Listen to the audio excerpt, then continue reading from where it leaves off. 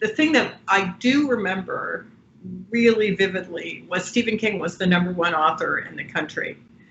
And Deborah Brody had read one of his novels and thought he really understands families and children. And she wrote to him and said, have you ever thought about writing for kids?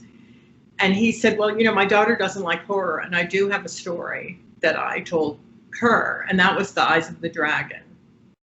And he, there was, for children, in those days, children's publishing was not the big business it is now. So Stephen King was really big business. There was a lot of pressure on us. And Deborah wrote him an editorial letter, or she raised a few things, and he kind of would say, wasn't used to the deep dive that children's book editors would give everything. And so she sort of decided she could ask for a few things.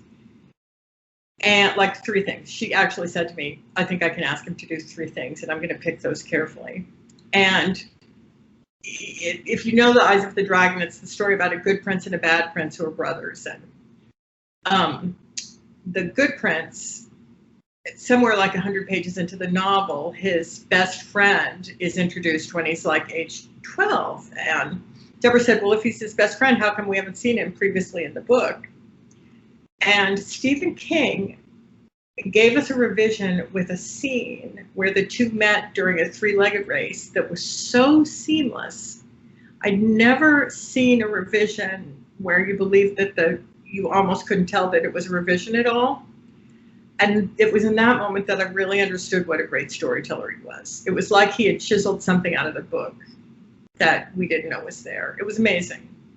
So when he does revise, he's incredible.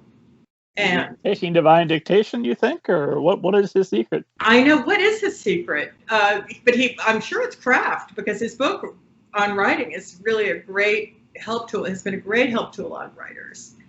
And I read, gosh, when did I read this? It would have been 2012 maybe, that Eyes of the Dragon was re-optioned and going to come out as a film. So I guess, who knows? That would be fun.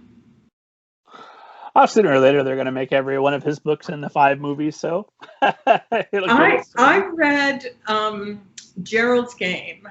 So it was a lot of fun. We sat right next to the adult design department, and we would watch his jackets go through 500 iterations, and we would watch things like, I remember the original cover of It, that the designer typed it onto a piece of paper and then kept blowing it up on the Xerox. And that's how it got that like chewed up image.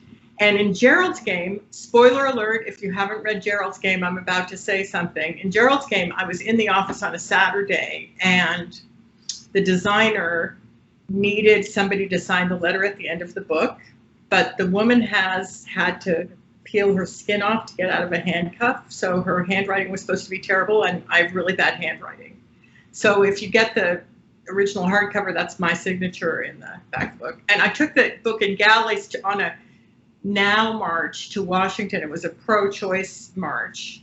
And we all were passing the pages around in the bus, which was so fun. A woman who's like reliving her past with an abusive father. But it definitely kept us entertained while stuck on one bus ride. That is probably his. I'm trying to think if there's a more appropriate book that he wrote for that. Maybe Dolores Claiborne. I'm also thinking that somebody's listening to this podcast and was like, I thought we were going to talk about middle grade fiction. Why? We'll talk about it all. They can wait for a Stephen King anecdote. But you'll see my point, which is that I knew I should work in publishing. I knew it was the right field for me. I love working in it. I just think everything that happens in creating a book is interesting.